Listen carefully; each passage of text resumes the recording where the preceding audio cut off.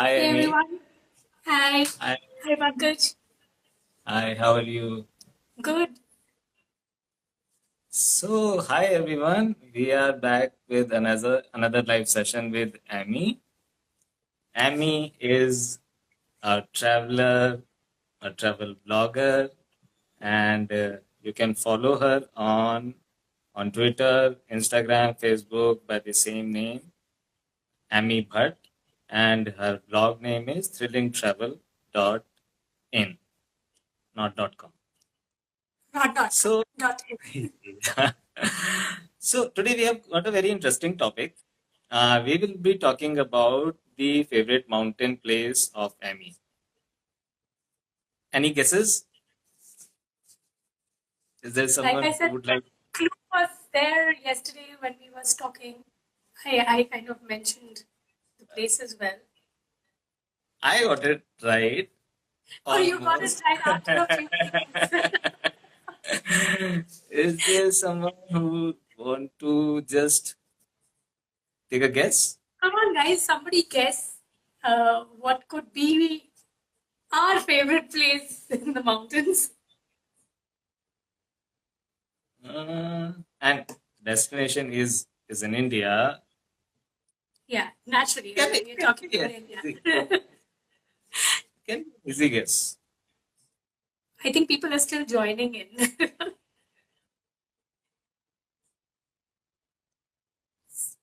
Okay, there comes the Spiti. first one. Spiti. Spiti is somewhere where I want to go, but not yet the favorite. Or close to it, I would say.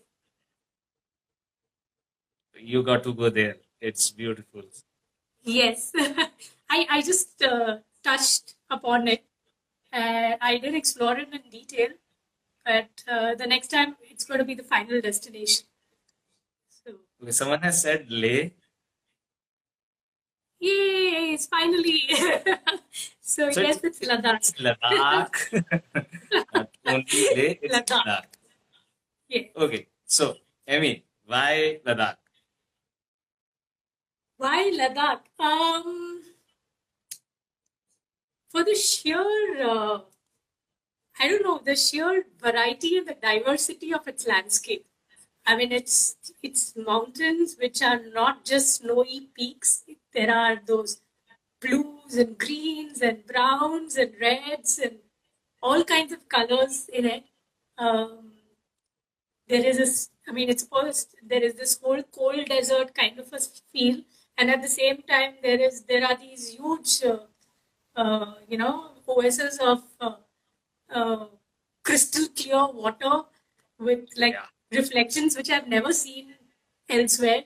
I mean, like totally amazing. And then suddenly, like, there'll be no one in sight, and suddenly you will see one wild ass galloping away, and some mountain goats and some people from the Changtang tribes, and it's just amazing. I mean, it's like you don't know what to expect at the next bend.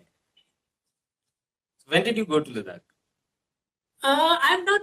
I've been to Ladakh almost 3 times. Once almost every year for the last 3 years. Oh wow. Yeah, almost three, a little more than three actually, but yeah, 3 times. And I've done a road trip from Delhi as well as I've flown down there. So I've experienced both sides. Personally, if you ask me, I would highly recommend the road trip because that's where you really get to see Ladakh. So you went via Manali route or via Kashmir route? So we went via the Kashmir route but came back through the Manali I route. did the But opposite. in fact, I was going to recommend don't do the opposite. Yeah, I actually that's the right thing. Yeah, It's yeah. like go via Kashmir and come back via Come Manali. via Manali. It's not like you will see anything different. You'll still see the same landscape, but it's the whole AMS and the getting Yes, used to yes. altitude, right? Going through Srinagar and Sonmarg is a little easier for you because you gradually get acclimatized Right. rather Right. than suddenly, being thrown onto that height. So yes, I highly recommend doing the other way around. And yeah, it's just gorgeous. It's just like mind blowing, actually. So you went to the same time of the year, or you have seen someone I also went twice I have gone almost at the same time of the year. The third time was more towards September. I had gone for the Naropa festival, which is called the Kumbh Mela of the Himalayas. Yeah, yeah, So yeah. I had gone for the Naropa festival, which falls around September. So I got to see the beginning of winter, and I saw the first snowfall that happened. So it was slightly different. I do want to go one of these times. I want to definitely do a winter one where I see those frozen, uh, waterfalls. I mean, the waterfalls and those little streams were getting frozen when I had gone in September. I mean, you could see the ice setting and all that. But, I want to see it in the full glory because the pictures that I have seen are like too good to Just believe. amazing. So I want to Just really see it in winters one of these days. is there anyone who has been to Ladakh? All the viewers?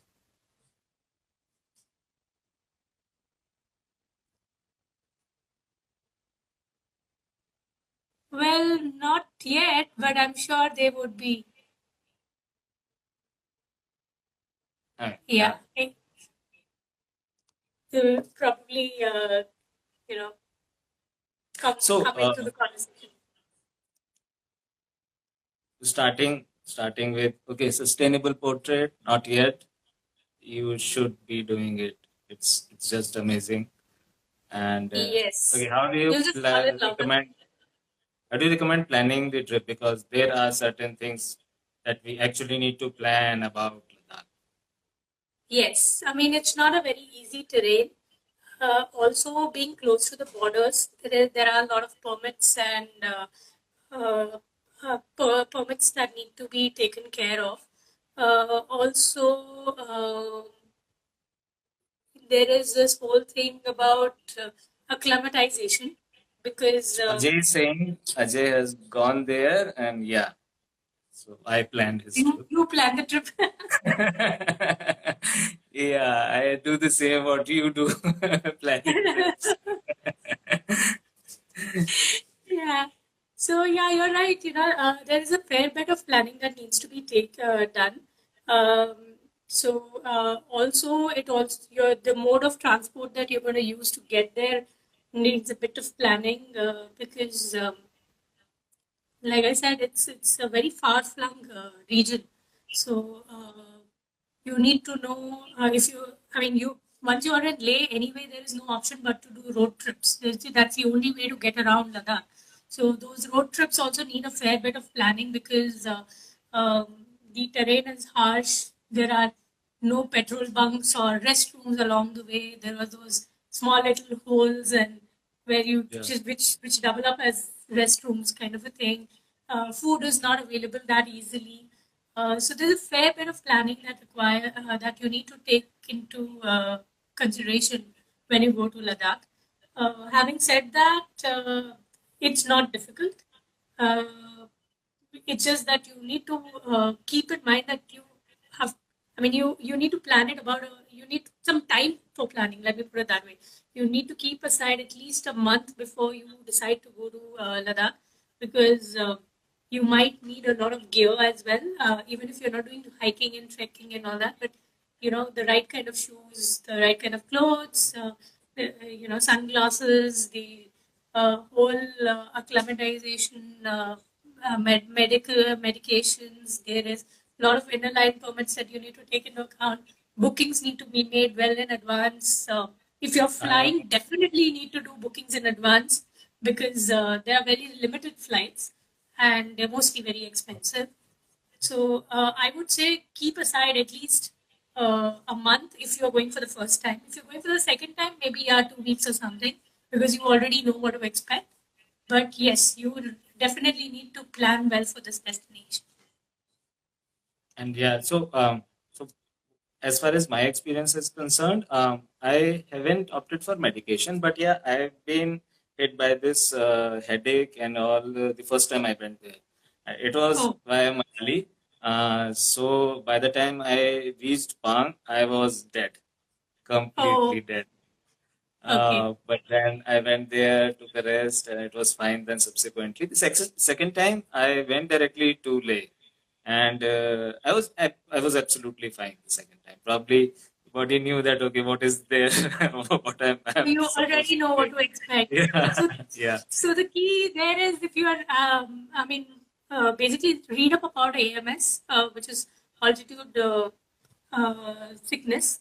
Uh, so read up about AMS and take those precautions.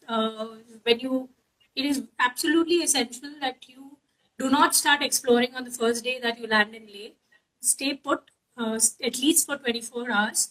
Uh, keep keep calm. Don't try high energy activities. Eat well, sleep well. Sleep might be a little hard also on the first day, yeah, yeah. but try and get a sleep cycle going. Um, Try to keep awake during the day so you can sleep well at night. Basically, don't just because you are tired, you've come and try not to sleep at that point in time. Drink a lot of water. High Yeah, energy absolute food. essential. uh, Absolute. you know, uh, I'm one person who keeps forgetting to drink water, and this was something that I read the first time that I had to go. And a lot of people warned me also saying drink a lot of water. So I actually had kept an alarm on my watch. It's like every 1 hour it would ring, and I would actually take like huge gulps of water to ensure that I was hydrated throughout. That's what I was completely fine both the times that I landed in Leh. Uh, I did take enough precautions for it. Um, Eating and eating on time or ensuring that you have those high energy like nuts and chocolates along the way. Um, that really helps. And once you're in Leh, like I said, stay there. Do not move around unnecessarily. Stay there for 24 hours in your hotel. Enjoy the hotel or the lodge that you're staying in or whatever it is. At the most, you can walk around in the market or something in Leh. But over there, but basically those first 24 hours, it's extremely important that you are careful. And after that, yes, you can start exploring and heading out of Leh. So in Leh itself, there's plenty actually to do. Yeah, absolutely. There are You a lot can of easily things that you spend can. about 2 days in Leh, the Yeah, first day as well as the second day. So there's right, plenty to right. see in Leh itself, and it's definitely not a waste of time. So yeah. So, what are the must visit places when you are in Ladakh? So typically, the touristy places I would say are, even though they say it's touristy, I would definitely tell people first timers to go there. One is of course Nubra Valley. The second one is Pangong Lake, and like I said, there's plenty around Leh itself. So I would say these three. If you cover these three, you've largely covered a fair bit of Ladakh. I would say not real Ladakh, but yeah, fair bit of Ladakh. Uh, if you are there's a lot of road journeys that you can expect.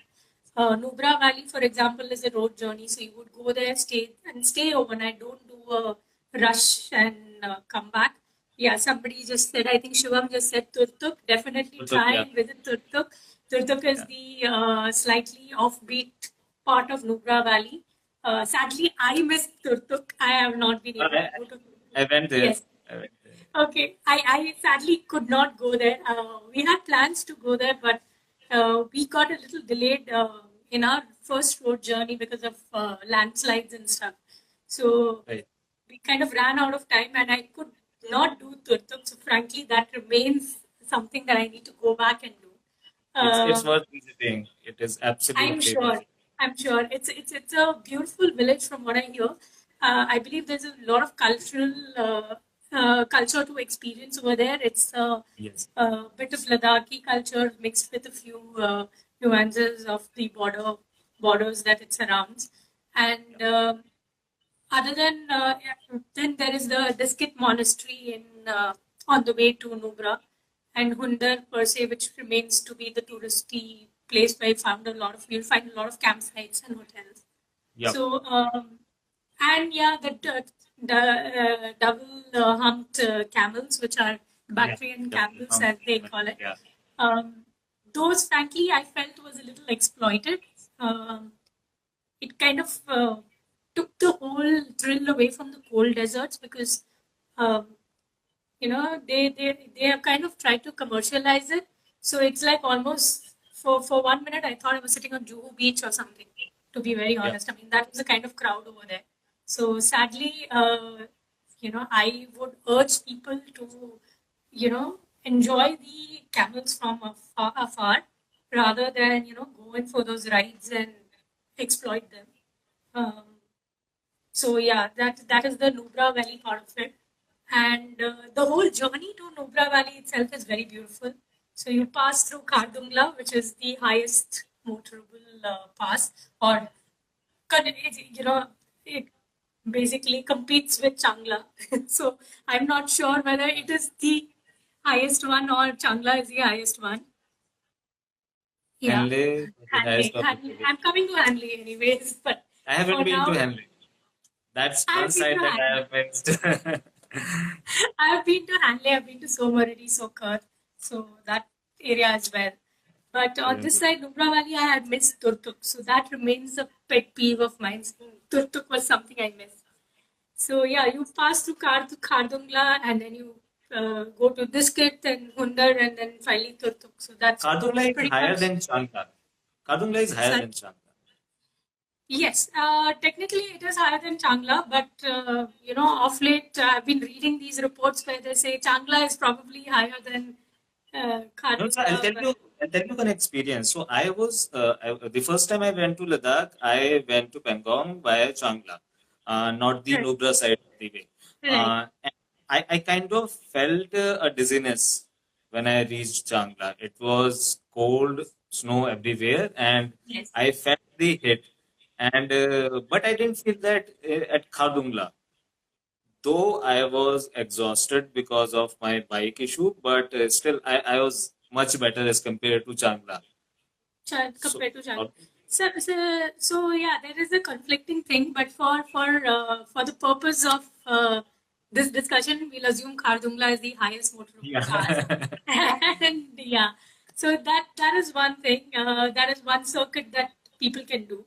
The second circuit and the most popular circuit is the Pangong Lake, and especially after the Three Idiots came Yeah. through.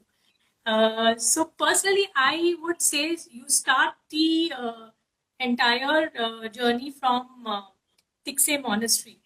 Tikse is a very beautiful monastery. Personally, it remains one of my favorites among all the monasteries that I have seen.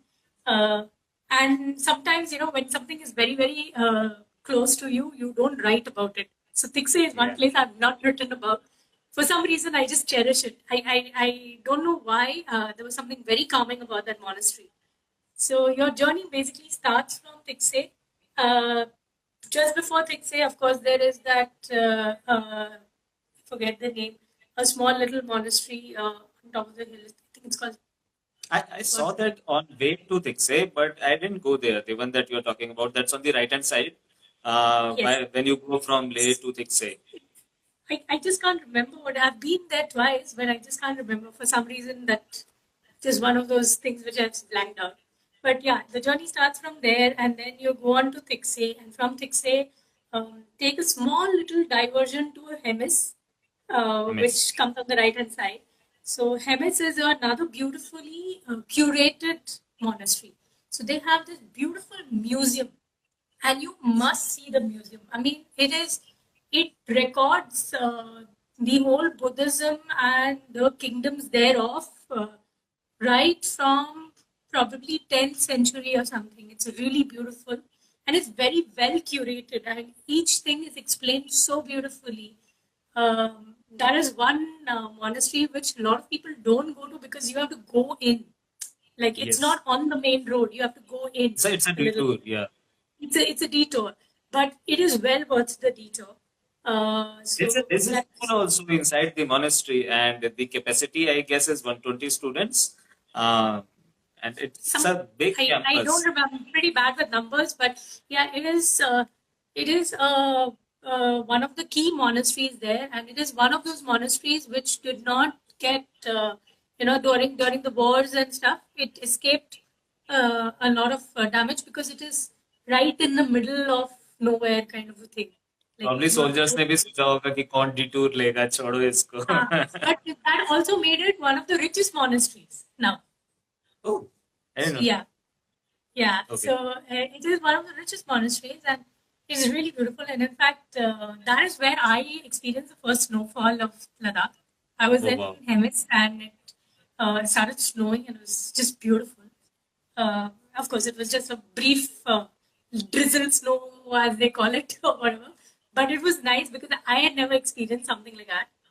And yeah, so that is one thing that you can stop at. And then you go straight to Changla. So Changla, anyway, you can't stop more than 5 to 10 minutes at the most, Yeah. because it is a very harsh pass. It's both the times that I went, it had snowed heavily, so it was extremely cold. And but there is something very nice about it also because I think those Jawans are very welcoming. They give you a cup of tea and allow you to use the restroom and stuff like that. And um, it was funny twice that I had been there. Both the times I found that warmth coming in from them, from those people there. You pass Changla, get down to Pangong. That entire drive is just phenomenal. Just I mean, amazing. I just couldn't stop clicking. The first time I went there, it was close to sunset, and it cast a very different shadow. Those mountains just gave me a different feel. And the second You just time I remember went, just before you reach the lake, there is this zigzag road, and that leads into a kind of valley. And then as soon as you cross it, there is like lake. Oh my God. oh my God, So the blue beautiful. color is just unbelievable. I mean, it's just, especially, I mean, it of course depends on the time you go because it keeps changing colors as well. But typically, most of us reach in the morning, and the blue is just, it's unbelievable. I mean, you don't need filters on your camera. You don't need anything. It's just stunning. The lake. And despite whatever commercialization, you will find those photo booths and everything, and you'll find a lot of those cafes and all. Despite all that, there is some charm to Pangong Lake. So yeah, so the first time I went there, we stayed overnight. So we stayed in Okay. one of those tents, and it was, of course, night we couldn't figure out much, but morning, when we could see the change in the colors, the way it turned from that gray to a beautiful light blue, and then that Pangong blue, as I call it. And it was just phenomenal just watching that over the span of that 1 hour. Within that 1 hour, the number of shades it changed, it was just beautiful. So, Pangong, the best way to enjoy it is get away from those touristy spots, go slightly inside, go slightly away from the entrance, as they say. Right, right. And especially if you're going towards Somorari, which normally comes after Pangong. So it's better to camp on that side, Right. slightly closer to the road which exits towards Somorari and the whole Chamkang Valley and stuff. So yeah, so the whole Pangong circuit is one, and typically of late I've seen people do day trips there. Yeah. Because I think there is a bit of, I mean, your accommodation is anyway limited. But if you do get a chance to stay there, I would say take it, go stay there once. I know it's very cold. At night, we were like freezing, so we were given those warmers. I dared not step out of my tent. I quickly had my food and I got into my rug because it was extremely cold. It's But extremely. it is one experience that you need to have. I mean, there is something very nice about it. So A must yeah, so the recommendation for Pangong is watch the sunrise. Wake up early morning, go by the side of the yes, lake, and watch the sunrise. and just sit there and watch the sunrise. Absolutely, and one cup of chai. Don't forget the chai.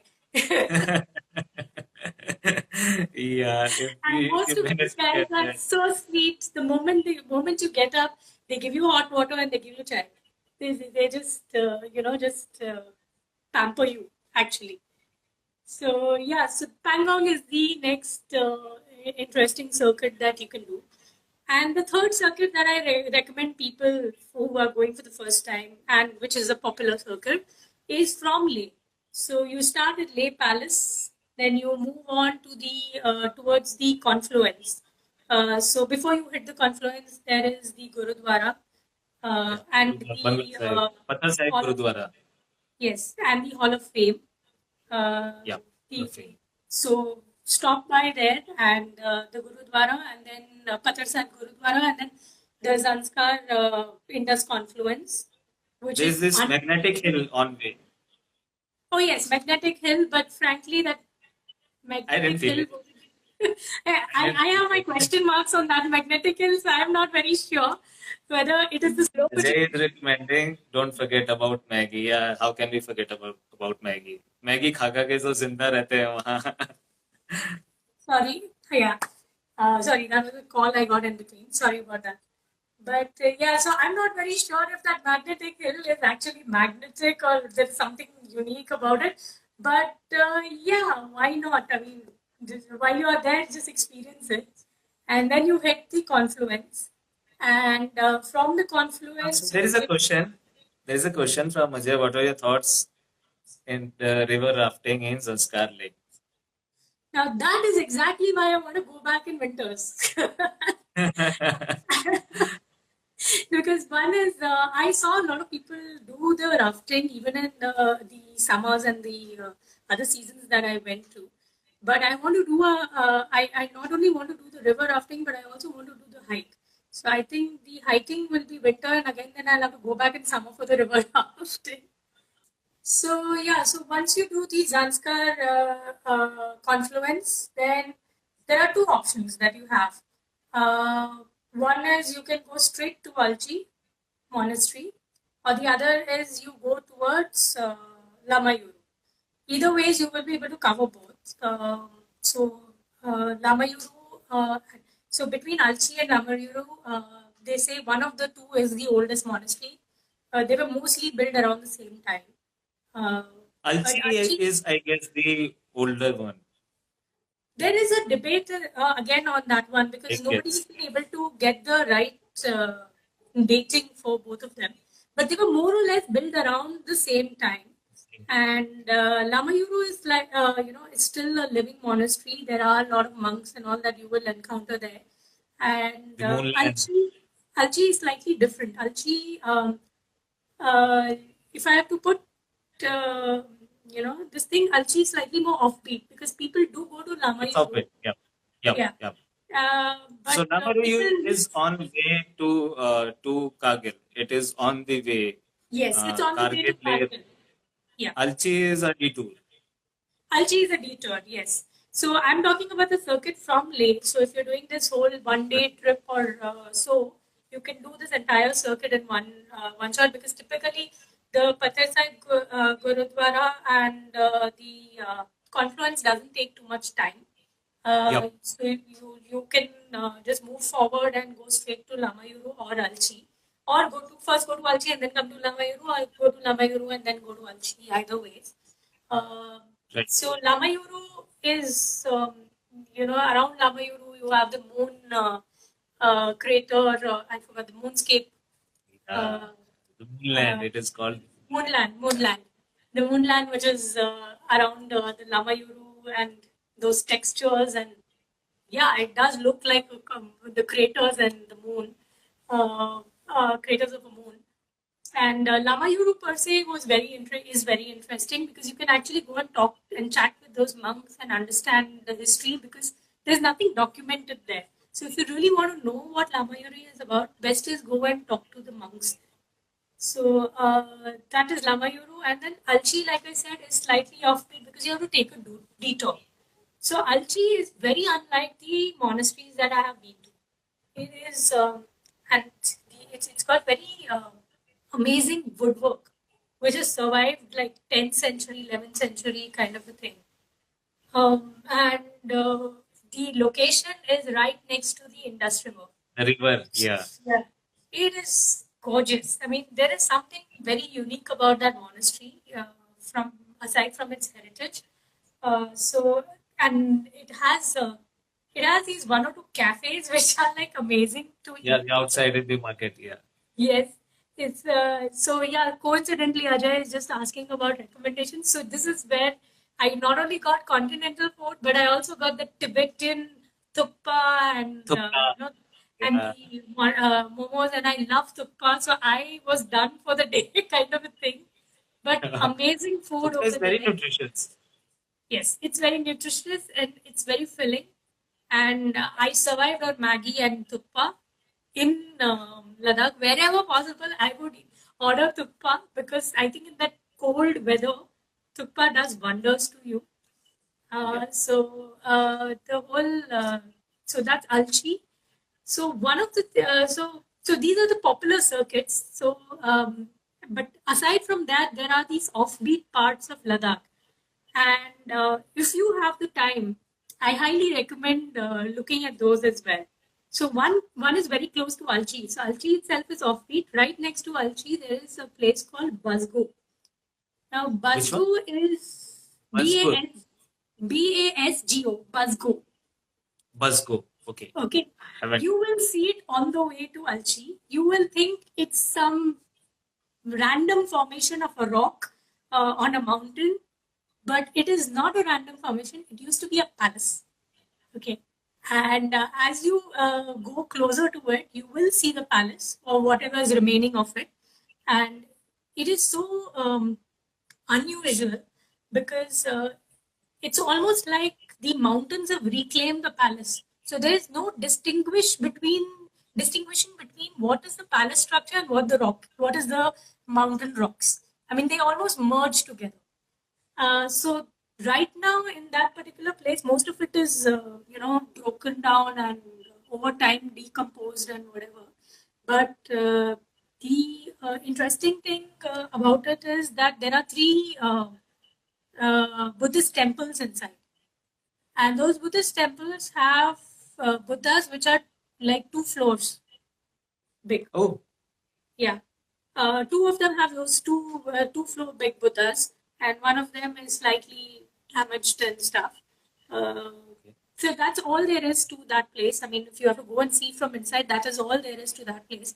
But its claim to fame, which a lot of people do not know, is it is one of the sites of India which has been listed under UNESCO's endangered sites. So there are only some. It falls in the top 100 around the world endangered sites. It's a very beautiful site. Not many go there. People just think, "हाँ ठीक है, देख लिया," kind of thing. But I highly recommend people going there. The second offbeat place that I would say is the last Aryan village, which is your Da and Hanu. So Naren Hanu. Dahanu is basically another place that you can visit and is ahead of Alchi. So it falls in the same route, right? Right. So the Danu is where they say that the last Aryan race lives, and when you go and meet those people, they're extremely proud. They do not call themselves Ladakhi. They say we are Aryans. We've come from Alexander's the Great's tribe. So the stories are also quite interesting, and I managed to get there. It was quite a trip. It was amazing, actually. Uh, there is nothing there. So if you go and say कि वहाँ देखने को क्या है, there is nothing there. It's just the people. It's rural tourism as they call it, and the whole heritage is in the people itself. So when you go and talk to them, na, they show you their jewelry. They show you what they're worshipping, like their old, bathrooms and whatever kitchens. They are happy to show you those small sites, and it's quite interesting when you see it because it's almost very primitive style of living. I mean, of course, now they have all, like the government has given them proper electricity and everything, so they have better facilities, but they've still kept their old stuff. And it's very interesting to actually go see and talk to them. And when you talk to them, you realize how they have evolved into the Indian culture over time. And they're extremely proud of it. So they are more than happy to chat with you. So that is another thing. So, like I said, on the Nubra side, you can go to Turtuk. On the Alchi side, you can go to these locations. Yeah. And then there is something ahead of Pangong, which is basically Somorari, Sokar, and Hanle. So Hanle Observatory, sadly, we couldn't stay the night. We couldn't see the stars. But I really wanted to. yeah, Henley has got that space observatory. Yes. Yeah. Yes. So sadly, we couldn't stay there. We just had to touch and go. So I've just been there as a tick mark. I want to sit there and I want to go back and actually spend a night there and try and capture whatever I can. I believe you can see the Milky Way, which is very beautiful. But yeah, it was not something I could do. But I did spend the night at Somorari, and the day we went to Somorari, unfortunately, it was cloudy, so I didn't get to see it in its entire glory, because they say that it is far better than Pangong. But for me, Somorari was a very special place because the journey to Somorari was beautiful. You go through this miles and miles of barren land, which has this light green cover on it, and suddenly you will see, like I said, horses or asses running around, basically wild asses, but they look like horses. They just galloping around, and somewhere you will see this, the Changtang tribe, which is basically your Tibetan tribes, which they are still nomads. They just stay in tents and they basically rear pashmina goats, right? Right. So you'll see some very, out of the blue, suddenly they will just turn up, and there is nothing on the way. There's no petrol bunk on the way. There is absolutely no place to, even get a cup of tea. Just some random small tent you will see. That guy will be selling Maggie and tea, and it will be pitched at such. This is one place wherein I really want to go and spend some time, probably 3 4 days at a stretch, because I mean that's so secluded. There is no network, and especially in winters, it becomes a dreamland truly. Yes. So my plan is to go there and spend some time. Even I would even recommend it in summers because those colors are just mind blowing. So in fact, coincidentally, I've just been reminiscing so much about it that I've been posting it on Instagram like a throwback. But it's just mind blowing. I mean, those kind of pictures I have only seen on postcards, and I just got them randomly. I just had to, click it from the car window. That's it.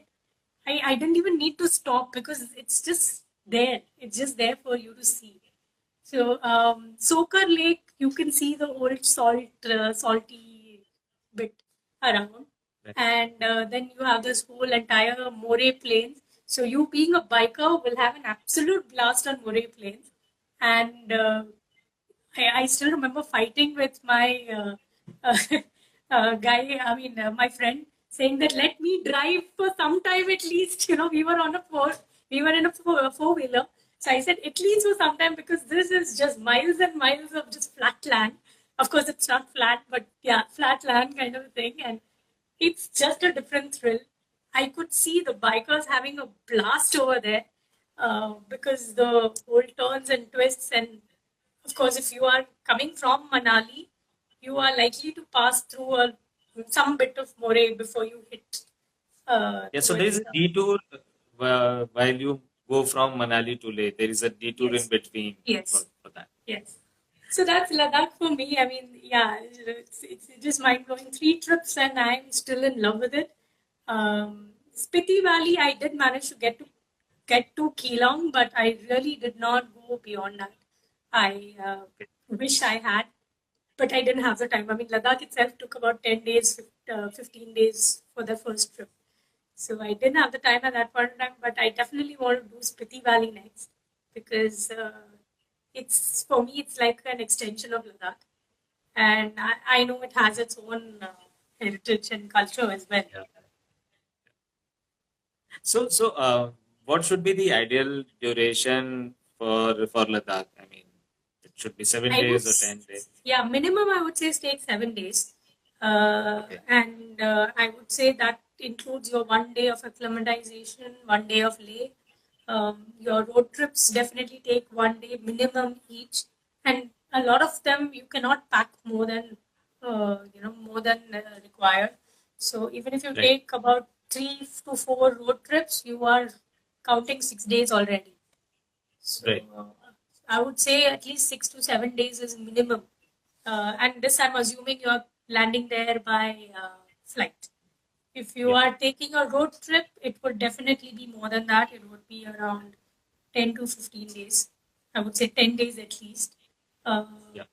because if you're coming through Srinagar, you have Jammu, Srinagar, and I'm counting main stops. So you have Jammu, Sonmarg, Kargil, and then Leh. So that's like 4 days. Similarly, if you're coming from the other side, you have Manali, Keelong, and then Leh. So another 3 to 4 days, and then again, I think the Manali stretch is So anyway very long. you can stay if you're coming by Manali, you can either stay at Kelong or Sarchu, Sarchu, Sarchu. and yeah, and then you reach You hit Leh. Leh. From the other side, you can probably You take a can stay stop at at Jammu. Kargil. Yeah, Jammu, Kargil, and Sonmarg. And Yeah. I loved Sonmarg. Sonmarg is another beautiful place. It made me feel so awful that I'd spent money to get to Switzerland, whereas I had Switzerland right there. It is so gorgeous. It is just so gorgeous. Um, it's just unbelievable. When they say paradise on earth, that's when I really saw paradise on earth. I mean, just gorgeous. The greens over there, the fresh greens and those glaciers, and it's a very different kind of a mountainscape from Ladakh. Ladakh is slightly more sandy, dusty kind of landscape with the snowy peaks, whereas here you have the snowy peaks with the greens. The valley, Yeah. it's just lush green. It's just gorgeous, Yeah. just gorgeous. So Sonmarg is one place where I say, please stay one night. Definitely stay one night. Have your coffee, kawa tea, and all your Kashmiri food. Um, Have you been to Zanskar Valley? Zanskar Valley, not yet, not yet. I was hoping to cover that along with Spiti Okay, that Valley. is one place that I highly recommend. I mean, if I have to plan a 5 days trip or a 7 days trip, I would say go to Zanskar first. Oh, lovely. Yeah, it is next word altogether. So the roads are very bad. I mean, so the Yes, the route is via Kargil. You go to Kargil, Leh to Kargil, and Kargil there is this route towards Zanskar Valley. right. Now, Kargil to Padum, which is the main town of Zanskar Valley, it's roughly around 200 kilometers. But it is going to break your back. That was the condition when I went there. It took us like somewhere close to 13, 14 hours to cover that stretch, but the views are just amazing. So I agree. you would need approximately 4 or 5 days to actually explore the entire valley. There is this Drang Dung Glacier in between. That's Yes, absolutely gorgeous. yes. And the midway is, I guess, uh, there's this place at around 100 kilometers from Kargil. I just forgot the name, but that's where you can probably stay overnight, and then next day you can reach Padum. Padum has got very limited stay options, so I would recommend that you plan in advance. You book your stay so that there are no surprises because it's a small town. It's a small town, Yeah, unlike Leh, so very limited stay options. But yeah, the place is beautiful, and that's one place wherein if it's a no moon night, you can see the galaxy by just naked eyes. Oh, lovely. It's a lovely place for star photography. I mean, night photography. It's a wonderful place. So you stay at night, go outside, go outside the town slightly, and then just keep clicking. Oh, It's lovely. amazing. Lovely. Actually, that is one thing about even Hanley that I've heard. Yeah, yeah. The entire thing is so beautiful that you will capture the thing. I mean, it's you need to stay there for the night photography. Yes, But yes, yes. even I believe Pangong Lake and Somorari are great for the photography at night. But like I said, with Pangong, I was freezing. With Somorari, even more so. I could not feel my fingertips at all. So there was no way I was stepping out of my tent actually. Um, this is despite me, preparing for the cold. So I guess I need to be prepared even more because it's just freezing. It's like sub-zero temperature, and this I'm talking about. I think it was July. Yes, it was July. Oh, So this was in July that it was that freezing in July. So I hate to think what what would be otherwise. Sagar Sharma is saying Pangong is the best. Oh I'm yes, it sure is. Pangong is gorgeous. No doubt about that. Yes. So despite whatever people say, it's touristy, it's this, that, yes, great. I mean, I know it is, but there is something very beautiful about it. I mean, those Yes. colors, the reflections, it's just stunning. Very stunning. So I guess we have got a fair idea about Ladakh now. Before we start planning, we can jot down the places and make an itinerary. Ideally, assume that we would need 10 days time to cover major spots, and I'm not talking about going towards Henley and Zanskar side. It would be Pangong, Nubra, within Leh, and going till probably covering the Kargil route till Kargil. Till So current. that at least would need 10 days time. And Yes. I that's would if say you are, maybe yeah, 7 days if you're flying, but 10 days if you're definitely driving or riding there. Actually, more than right. 10 days. If you're riding and More driving, than 10. it's more than Yeah, more yeah. than 10 days More than 10. because you also have to come back. So Yeah. Yeah. Yeah, absolutely. Uh, are there any questions? We'll just look at it. yeah, the Ajay, other thing that I point out when it comes to planning these places is make sure you get your inner line permits yeah, that you can get in Leh. It doesn't take too long. They've tried to automate it and make it online, but it's limited. yeah, But it's still yeah. there. Uh, for Pangong, for Nubra, for Alchi, not Alchi, I would Not say actually. Danu. Da- Danu, you, yeah. Danu, all these places you need inner line Even Henley. permits. Yeah, Yeah, Hanley as well. Hanley, Pangong, Somorari, Hanley, all that you need inner line permits because these right, are very close to the border areas. right. So those inner line permits are very easily available. You need a photo ID. From what I remember, yeah, it was a photo ID and yeah, it's a minimal price. It's not much. It's about some 20, $30, not much. It's valid only for a day. If you're hiring a cab, typically your cab driver will be able to get you those. Right. But Yeah, you need 24 hours to get it. So if you're planning, if you land in Leh today and you are planning a trip after 24 hours, best to apply now, as in the moment you land in Leh. So your hotel guy or your cab guy will help you with it. Also check online. They have started making it online, but I think it's limited. I think you need to take a printout and still go to the office for a stamp there's this office in the Leh market itself. in the Leh market So itself. from Yeah. there you can So get very close to the office also there are these cab drivers which you can hire for your day trips. So right, there is also an option of shared cab services. So you can share a right, cab with someone. Uh, Most of these cabs are pretty safe. I can't say about the people who travel in it, but the cab drivers and the cabs are pretty safe. They know the terrain very well. and they're extremely helpful. They know how to handle medical emergencies also. So they know they carry the fuel, they carry everything. So it is quite okay to hire a cab from these places. Okay. I guess we had one question from Ajay. Did you try yak milk? Just curious. Uh, no, I didn't actually. Not in Ladakh though. I did try yak milk somewhere else. I think it was Bhutan or something, but not in Ladakh. For some reason, I didn't try it in Ladakh. I think I was just craving for a hot cup of chai with Maggie. That's all I probably would look for.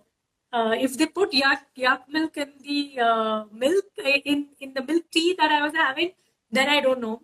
Then yes, maybe I've tried it. But first, yeah. I was kind of afraid of having it because I wasn't sure about my digestive system. I mean, didn't want to screw up the entire trip, so didn't taste it. Yeah. No, I wouldn't mind trying it toward the fag end of the trip because then anyway you're done with it. Yeah.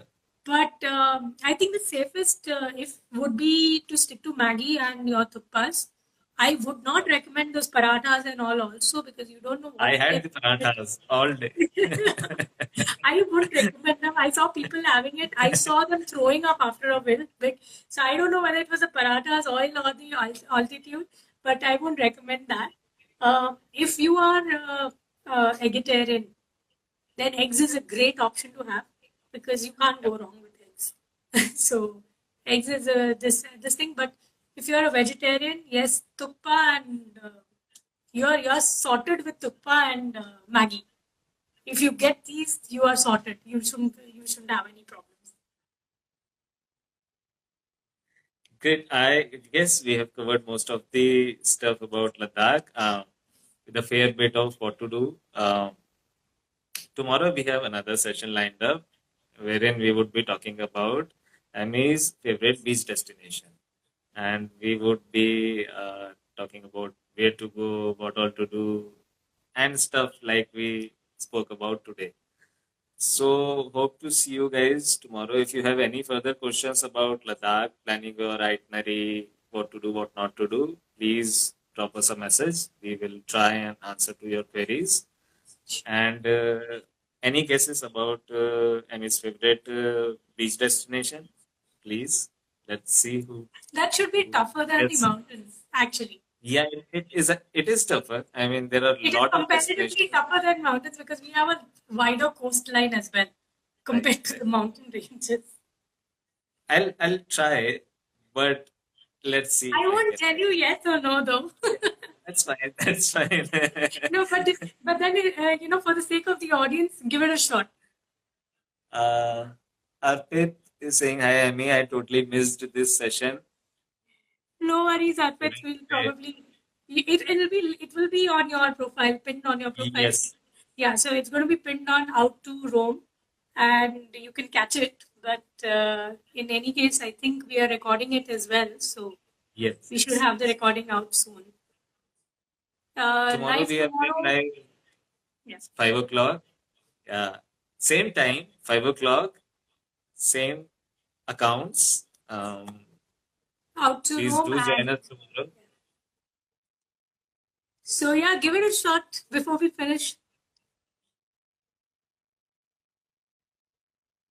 You have been talking a lot about Goa, so probably that. Maybe we'll see tomorrow. Let's see. No, but then this is for the record. And now you've guessed something. Whether it's right or wrong, I'll tell you tomorrow.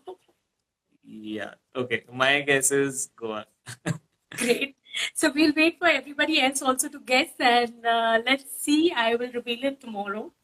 But it should be Okay. fun. So yeah, looking forward to it. Thanks, everyone. Thanks for joining in. Thank you so much, Amy. Let's connect tomorrow. Bye, See you. everyone. Have a good Bye. day.